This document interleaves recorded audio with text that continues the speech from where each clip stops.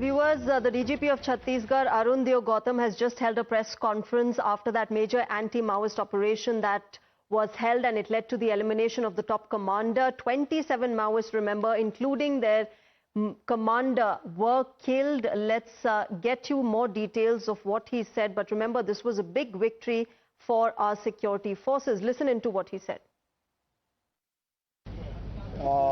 Chhattisgarh police और उसकी विशेष team DRG द्वारा अबुझमाड़ के क्षेत्र में जो पिछले 3-4 दिनों से जो ऑपरेशन चलाया गया, उसमें बहुत बड़ी सफलता के रूप में 27 माओवादियों को निष्क्रिय किया गया और माओवाद के जो शीर्षतम नेतृत्व बसवा राजू को निष्क्रिय करने में भी हमारी टीम कामयाब हुई है। छत्तीसगढ़ पुलिस के लिए और माओवाद विरोधी आंदोलन अभियान के लिए ये सबसे बड़ा दिन है मेरे हिसाब से, क्योंकि जब शीर्ष नेतृत्व न्यूट्रलाइज हुआ है तो इसके बाद इस आंदोलन को बिखरने में कोई बहुत बड़ा वक्त नहीं लगना चाहिए। हमारे छत्तीसगढ़ पुलिस और बाकी संयुक्त सुरक्षा बलों द्वारा पिछले वर्षों से जो अभियान चल रहा है, उसको पूरी तरह से बहुत ज़्यादा मिलिटराइज करने में बसवा राजू और अभी जो जिसको निष्क्रिय किया गया है उसकी भूमिका रही है। पिछले बहुत वर्षों से सुरक्षा बलों द्वारा बहुत अधिक नुकसान उठाया गया है। बहुत इस क्षेत्र के लोगों ने, निर्दोष नागरिकों ने अपने बच्चों की शहादत दी है। आज पूरे बस्तर के लिए, छत्तीसगढ़ के लिए और पूरे देश के लिए बहुत महत्वपूर्ण दिन है कि माओवाद का शीर्ष नेतृत्व समाप्त हुआ है और मुझे उम्मीद है कि बहुत जल्दी ही पूरे बस्तर और पूरे देश से माओवाद का अंत हो जाएगा। इस अभियान के दौरान 4 जिलों के डीआरजी ने हिस्सा लिया और उसमें भी प्रमुख रूप से नारायणपुर की डीआरजी ने बहुत शौर्यपूर्वक काम किया है। उस दौरान, इस अभियान के दौरान हमारे डीआरजी के कंपोनेंट के रूप में 2 शहीद भी हुए हैं, जिनको अभी हमने श्रद्धांजलि दी है। ये दोनों बहादुर लड़के, इनका जो बलिदान हुआ है वो हमारी लड़ाई में हमको बहुत आगे तक ताकत देता रहेगा।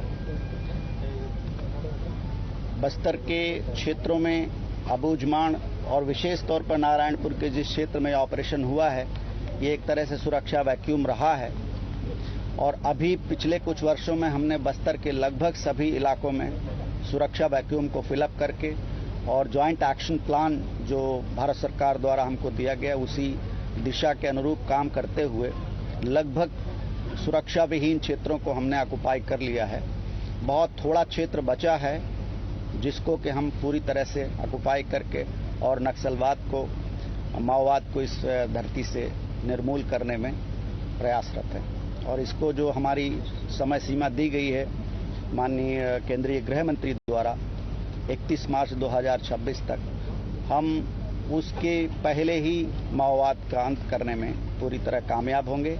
ऐसी हम सबका ऐसे संकल्प है और ऐसी हम सबकी आशा भी है। My colleague Priyank Tripathi is with us with more details on this. Priyank, we just heard the DGP Chhattisgarh spelling out how this entire encounter was carried out and how, our security forces have been making concerted efforts in making sure that the Maoist network is completely destroyed. What more details do you have? This, of course, comes across as a huge victory for our security forces this year. Yes, certainly, Shreya, because Basa Raju was the one who has been the key suspect who was providing ammunition to the Naxal operation, and he was the one who has been the mastermind behind all these series of attacks on politicians, on the security forces, and him being gunned down and being eliminated by the forces is certainly a big catch. We know that Hidma is the only left person who is also suffering from his physical illness, and very soon forces are suspecting that Hidma, who was involved in the killing of the security forces in Dantewada, will also be eliminated.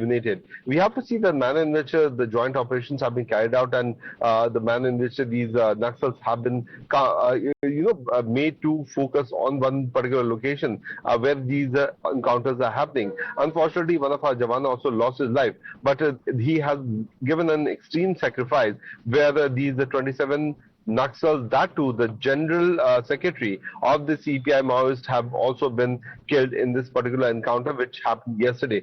So it's a big catch for the security forces, and certainly this is what the DGP of Chhattisgarh has also been stating, that the message from the Home Ministry, to be very precise from the Home Minister himself, Amit Shah, has been there that by 2026 March or May, the Naxals from this particular area will be certainly eliminated. And working on that, these are the forces who have been working very successfully to kill all these Naxals who have been very much dominant in this area, who have taken life of hundreds of individuals, and they are the ones who have been involved in targeting the forces as well as the innocent civilians.